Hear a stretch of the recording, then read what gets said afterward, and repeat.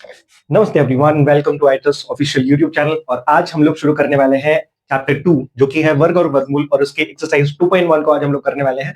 उसके लिए उससे पहले हमें कुछ चीजें हैं जिनकी जानकारी हमें बहुत अच्छी से होनी चाहिए, तब जाके हम सारे सवालों को बहुत अच्छे से बना पाएंगे। उनमें से 3 चीजें हमने यहाँ पर इनलिस्ट करके रखी है। वो क्या है, चलिए देखते हैं। वर्ग, वर्गमूल और पूर्ण वर्ग संख्याएं, इन तीनों की जानकारी हमें बहुत अच्छे से होनी चाहिए, तब जाके हम एक्सरसाइज 2.1 के सारे सवालों को बहुत अच्छे से बना पाएंगे without having any problem. So let's get in. तो वर्ग क्या होता है? आपको कोई संख्या दे रखी है 2, ठीक है। आपको कोई संख्या दे रखी है 2। अगर आपसे पूछे कि 2 का वर्ग बताओ, आपको यहाँ पर एक 2 जो है वो लिख देना है। इसका मतलब होता है कि 2 का आपको गुना करना है 2 बारी, जो आपको आंसर मिलेगा वो होगा 4। तो 2 का वर्ग क्या हुआ? 4। उसी तरह से 3 का वर्ग पूछा जाए तो 3 का वर्ग निकलेगा कितना? 9, ठीक है। 4 का वर्ग कितना निकलेगा? 4 4 16। 5 का वर्ग क्या निकलेगा? 5 का वर्ग निकलेगा 25, क्योंकि 5 से 5 का गुना होगा तो क्या होगा? 25 हो जाएगा, ठीक है। तो यही हमें ध्यान रखना है यहाँ पर। 5 का गुना हम करेंगे 5 बार तो हो जाएगा 5 5 25, ठीक है। 6 का वर्ग करेंगे तो यहाँ पे हो जाएगा 6 6 36। इसी तरह से अगर हमें संख्याएं दी जाए 20 तक, तो 20 तक के वर्ग जो है हमें याद होनी चाहिए, तब जाके हम हमारे कैलकुलेशंस को बहुत ज्यादा फास्ट कर पाएंगे, ठीक है ना। तो वर्ग हमें समझ में आया। कोई भी संख्या दे रखी है उसको 2 बारी गुना कर दो, वर्ग निकल जाएगा, ठीक है। तो 2 का वर्ग 4, 3 का वर्ग 9, 4 का वर्ग 16, 5 का वर्ग 25 और 6 का वर्ग 36, ठीक। अब हमें क्लियर हो गया कि क्या होता है वर्ग। अब हमें पता करना है कि भैया वर्गमूल क्या होता है। वर्ग हमें पता चल गया ना, हमें वर्ग पता चल गया है। अब हम याद करते हैं वर्गमूल को। क्या होता है ये वर्गमूल? मान लो आपको कोई संख्या दे रखी है 16, ठीक है। दिमाग में जरा सोचो, कौन सी ऐसी संख्या है जिसको 2 बारी गुना करके ये 16 आता है? आप बोलोगे कि 4, ठीक है। तो 4 गुना 4 क्या होता है मेरा? 16। तो एक 4 ले लेंगे तो निकल जाएगा वर्गमूल। यानी कि 16 का जो वर्गमूल है वो कितना निकला? 16 का वर्गमूल निकला 4, ठीक है। इसी तरह हमें दे रखा है 25। 25 कौन सी नंबर को, कौन सी संख्या को 2 बारी गुना करके आता है? सोचो जरा। वो संख्या है 5। 5 को 5 से गुना करेंगे तो कितना होगा? 25। तो दोनों में एक 5 को निकाल लेंगे, कितना होगा? 5। यानी कि 25 का जो वर्गमूल है वो 5 है, ठीक है। उसी तरह मान लो हमें दे रखा है 225। अब थोड़ा गड़बड़ हो सकता है लेकिन होने नहीं देंगे। वो संख्या है 15। 15 को 15 से गुना करने पर ही आता है 225। तो हम क्या करेंगे? एक 15 बाहर ले लेंगे, यानी कि 225 का जो वर्गमूल है वो क्या है? 15। समझ में आई बात? तो वर्ग और वर्गमूल ये रहा। जब हमें वर्ग कहा जाए, हम संख्याओं को 2 बारी गुना करेंगे। जब हमसे कहा जाए कि वर्गमूल निकालो, तब हम संख्या को देखेंगे, ऑब्जर्व करेंगे और ये जानेंगे कि कौन सी संख्या को 2 बारी गुना करके वो संख्या आई है। तो 2 बारी गुना करके आई है, इसका मतलब एक वो संख्या ले लो, वही हमारा आंसर हो जाएगा, ठीक है। तो वर्ग वर्गमूल हमें इस जगह तक क्लियर हो चुका है। अब हमारे पास फाइनल जो बच रहा है वो क्या है? पूर्ण वर्ग संख्याएं। पूर्ण वर्ग संख्याएं बहुत आसान है, देखो कैसे करोगे। मान लो आपको दे रखा है 36, ठीक है। क्या दे रखा है? 36। 36 कौन सी संख्या को 2 बारी गुना करके आता है? आप बोलोगे 6 6 36, ठीक है। तो जब ऐसी संख्या आपको दिखे, ठीक है, जब ऐसी संख्या आपको दिखे जो एक ही संख्या को गुना करके आया है, वो है हमारा पूर्ण वर्ग संख्या। आप 12 ले लो, ठीक है। 12 ले लो। 12 कौन सी संख्या को 2 बारी गुना करके आता है? 12 किसी भी संख्या को 2 बारी गुना करके नहीं आता। 3 4 भी 12 आता है, लेकिन यहाँ पर 3 और 4 जो है वो दोनों ही अलग अलग संख्याएं हैं। 4 तिया भी 12 होता है, लेकिन यहाँ पर भी क्या है? ये दोनों संख्याएं अलग अलग है। 2 6 भी 12 होता है, लेकिन यहाँ पर भी दोनों संख्याएं अलग है, ठीक है। तो ये पूर्ण वर्ग संख्या नहीं है। पूर्ण वर्ग संख्या कब कहेंगे हम लोग? जब हम देखें कि एक ही संख्या 2 बार गुना होकर वो संख्या ला रही है, तब हम कहेंगे कि दी गई संख्या जो एक पूर्ण वर्ग संख्या है। तो हमें अगर दे रखा है बच्चों 169, आप बता सकते हो कि कौन सी संख्या को 2 बारी गुना करके आता है या फिर नहीं आता है? तो हमें पता होगा, अगर हम 20 तक के वर्ग याद कर चुके होंगे तब हमें पता होगा कि 13 को 13 बार गुना करने थे, यानी कि एक ही संख्या, ये 13 है, ये 13 बार ही गुना हो रहा है। जब इन दोनों को गुना कर रहे हैं हम, तब हमारा आंसर 169, ठीक है, ये आ रहा है। तो ये 169 भी एक पूर्ण वर्ग संख्या है, ठीक है। Overall concept clear? ये 3 चीजें जाननी थी एक्सरसाइज 2.1 के पहले सवाल को करने के लिए। तो आई थिंक आपकी जो जनरल अंडरस्टैंडिंग है इन सारी टॉपिक्स के बारे में वो क्लियर है। Let's get into the exercise.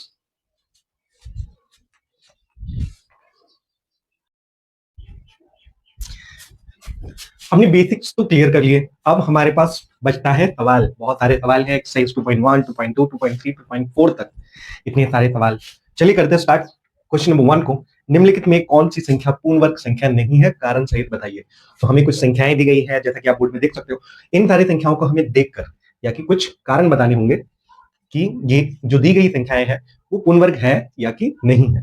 तो सबसे पहली जो संख्या हमें दी गई है वो है 2 3 4 6 7। ठीक है, कारण भी बताने हैं तो ध्यान से समझना है कि किस तरह से हमें इसको लिखना पड़ेगा कारण कि क्यों ये पूर्ण वर्ग संख्या नहीं है या कि है। तो 2 3 4 6 7 इसका जो इकाई अंक है, सबसे पहले कारण समझते हैं। ये निष्कर्ष पहले हम निकाल लेते हैं कि पूर्ण वर्ग संख्या नहीं है। ठीक है, ये पूर्ण वर्ग संख्या पूर्ण वर्ग नहीं है। ठीक है, हमें पता है क्यों नहीं है। अब इसका कारण देखते हैं कि क्या कारण है जिस वजह से ये एक पूर्ण वर्ग संख्या नहीं बनती। तो लिखेंगे कारण, और हूबहू आपको ऐसे ही लिखना है कारण। 2 3 4 6 7 में या 7 का इकाई अंक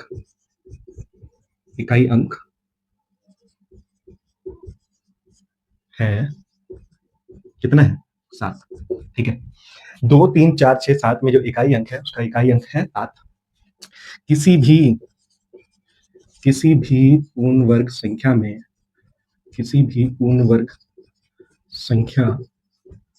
के अंत या इकाई अंक में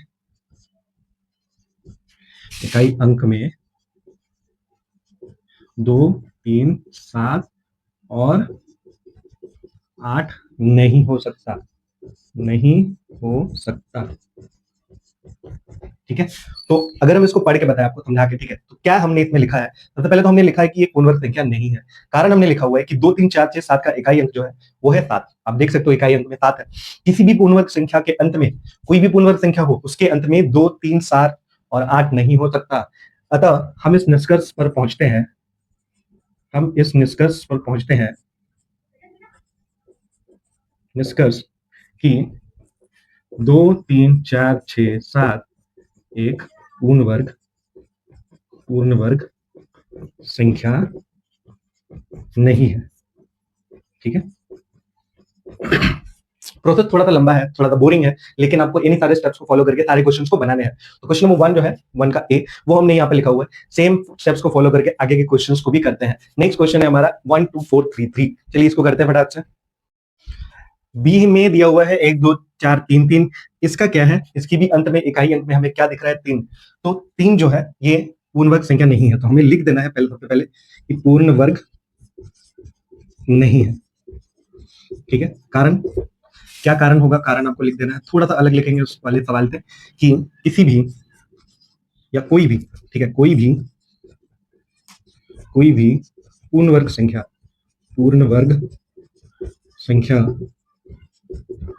3 पर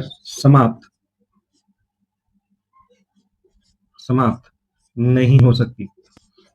कोई भी पूर्ण वर्ग संख्या 3 पर समाप्त नहीं हो सकती।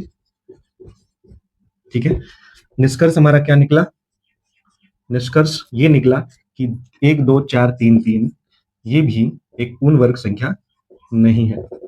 1 2 4 3 3 एक पूर्ण वर्ग संख्या नहीं है। ठीक है, क्वेश्चन नंबर बी भी क्लियर। एक बार फिर से हम लोग जो हमने लिखा हुआ है उसको पढ़ के बताते हैं, ध्यान से समझिए। 1 2 4 3 3 हमें दिया गया था। 1 2 3 4 4 में हमें दिख रहा है कि अंत में इकाई अंक में क्या है 3। तो कभी भी किसी भी पूर्ण वर्ग संख्या के अंत में 3 नहीं आ सकता, इसलिए हमने डायरेक्टली क्या लिख दिया है, पूर्ण वर्ग संख्या पूर्ण वर्ग नहीं है। कारण क्या है, कोई भी पूर्ण वर्ग संख्या 3 पर समाप्त नहीं हो सकती। कोई भी पूर्ण वर्ग संख्या वो 3 पर समाप्त नहीं हो सकती। निष्कर्ष हमने क्या निकाला कि 1 2 4 3 3 एक पूर्ण वर्ग संख्या नहीं है। ठीक है, बात समझ में आ गई। नेक्स्ट क्वेश्चन है 400। चलिए इसको करते हैं। नेक्स्ट जो हमें संख्या दे रखी है वो है 400। 400 आपको दिख रहा है कि इकाई अंक में 0 है। ठीक है, तो आपको अगर किसी भी संख्या के अंत में इकाई अंक में 0 दिखे तो आपको कुछ स्टेप्स फॉलो करने हैं। सबसे पहले क्या करेंगे, शून्यों की गिनती करें। पहला स्टेप, शून्य पहले आपको गिनने हैं। तो शून्य आप कितने हैं आप देख लो, 1 2 2 शून्य है। ठीक है, तो हमारे पास शून्य जो है 2 है। अब हमें क्या करना है, हमें देखना है कि शून्य की गिनती कितनी हुई, 2। 2 जो है सम अगर आता है, अगर सेकंड स्टेप में हमें क्या देखना है, अगर शून्य सम संख्या में है, अगर शून्य सम संख्या में है, तब तब हमें क्या करना है, तब बाकी शेष या बची संख्या को देखना है, तब बाकी बची संख्या की जांच करें, कि वो एक पूर्ण वर्ग है, लिखना चला जाएगा।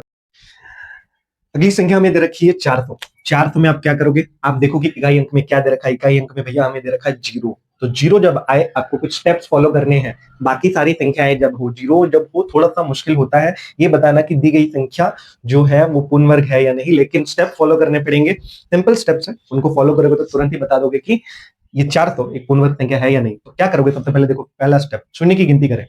आपको पहले शून्य को गिनना पड़ेगा। तो कितने शून्य यहाँ पर, 2। ठीक है, तो 2 यानी कि क्या, ये सम है। तो जब आपको दिखे कि दी गई संख्या में जो शून्यों की संख्या है वो सम संख्या में है, तब आप आगे बढ़ोगे। अब क्या करो, शून्य को छोड़कर जो संख्या हमारे पास है वो कौन सी संख्या है, 4 है। तो क्या शून्य को छोड़कर 4 जो है एक पूर्ण वर्ग संख्या है? आप सोचो सर, क्या 4 किसी भी संख्या को 2 बार गुना करके आता है? हाँ आता है, 2 को। तो ये जो दी गई संख्या है वो एक पूर्ण वर्ग संख्या है, आपको वो लिखना पड़ेगा।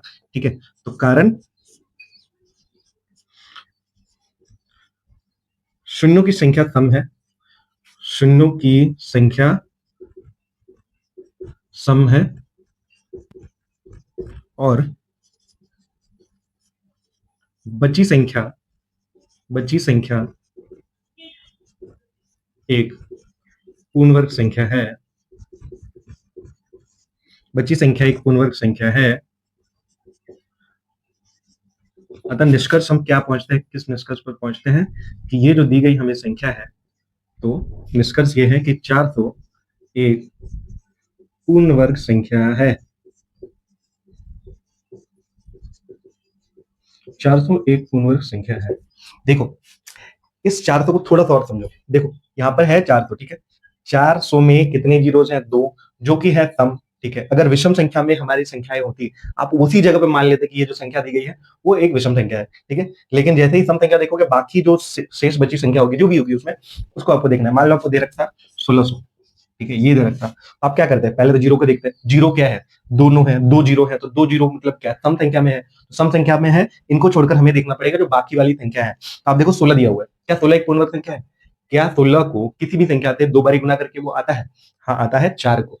तो हमें पहले ये देखना पड़ेगा कि शून्य जो है वो सम संख्या में हो, चाहे वो 2 हो, 4 हो, 6 हो, लेकिन सम संख्या में होनी चाहिए शून्य। ठीक है, अगर 1 हुए तो वो नहीं होगा। ठीक है, लेकिन ये अगर सम संख्या में आ गए उसके बाद क्या हो जाएगा, हमें इस बाकी शेष बचे संख्या को देखना है। यहाँ पर 16 16 है। ठीक है, तो 16 जो है 4 को 2 बारी गुना करके आ जाता है, तो हमारा मान सकते हैं कि हम कह सकते हैं सॉरी कि 1600 जो है वो एक पूर्ण वर्ग संख्या है। तो ये स्टेप आपको फॉलो करने हैं कब, जब आपको ये दे रखा है कि संख्या में 0 है। ठीक है, अब इसके अगले वाले सवाल को देखते हैं। अगली जो संख्या में दे रखी है वो है 1400। ठीक है, 1400। देखो अब शून्यों की संख्या कितनी है, शून्यों की संख्या यहाँ पर भी है 2, जो कि है सम। अब हमारे पास नेक्स्ट स्टेप क्या बचता है कि शून्य को छोड़कर जो बाकी संख्या है उसे देखना। तो शेष संख्या क्या बची हुई है, 14। 14 जो है वो एक पूर्ण वर्ग संख्या नहीं है, वो किसी भी संख्या को 2 बारी गुना करके नहीं आता, मतलब सेम संख्या को लेकर वो नहीं आता, वो पूर्ण वर्ग संख्या नहीं है। अतः हम कह सकते हैं कि ये 1400 जो है वो एक पूर्ण वर्ग संख्या नहीं है। कारण क्या लिखेंगे, कारण लिखेंगे कि शून्यों की संख्या तो सेम है, शून्य की संख्या सम है, लेकिन लेकिन बाकी बची संख्या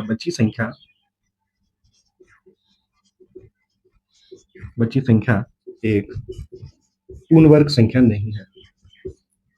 बाकी बची संख्या एक पूर्ण वर्ग संख्या नहीं है। अतः हम इस निष्कर्ष पर पहुंचते हैं, कि 1400 एक पूर्ण वर्ग संख्या नहीं है। ठीक है,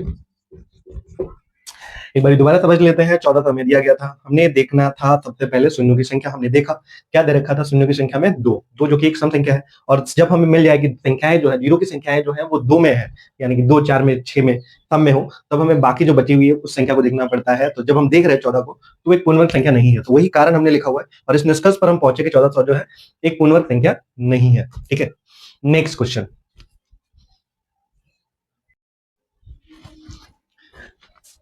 अब आप देखो कि 4 क्वेश्चन हमने सॉल्व कर लिए हैं, ए बी सी और डी को। इसमें से जो आपको कोर कंसेप्ट है, जो भी कोर कंसेप्ट है कि कैसे समझना है, कैसे इनको करना है, वो क्लियर हो चुका होगा। ठीक है, कैसे लिखना है।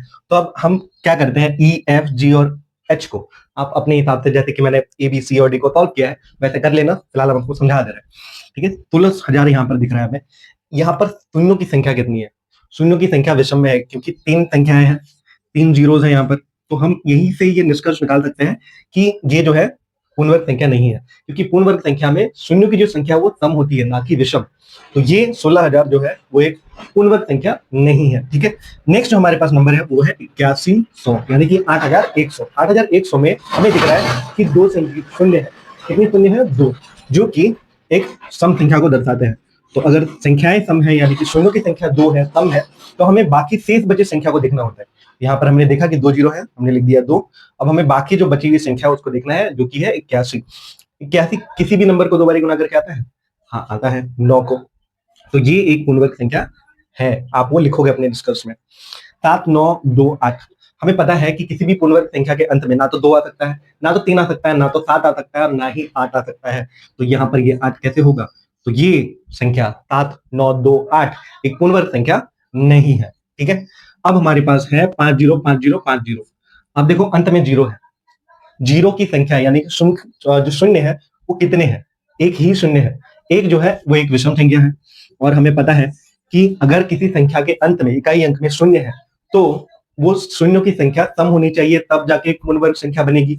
यहाँ पर एक ही शून्य है, तो हमें ये निष्कर्ष मिल रहा है, या हम इस निष्कर्ष पर पहुंचते हैं कि ये जो संख्या है 505050, ये एक पूर्ण वर्ग संख्या नहीं है। ये कारण सहित आप अपने कॉपीज में लिख देना। ठीक है, तो overall question number 1 completed. Let's get into question number 2।